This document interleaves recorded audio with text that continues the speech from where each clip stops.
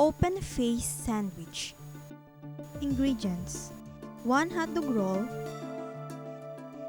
1 piece of bologna slice, 1 piece of cheese slice, 5 pieces of tomato small, 1 lettuce leaf, 1 tablespoon of mayonnaise, and 1 tablespoon of butter. Cut the hotdog roll lengthwise. Spread the butter on the bottom part of the roll. Add bologna and cheese slices.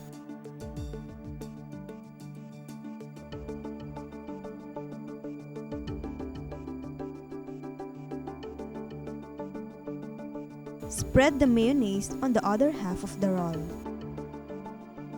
Place the lettuce leaf and slice of tomato on top of the bottom part of the roll. Serve the sandwich open face on a clean plate.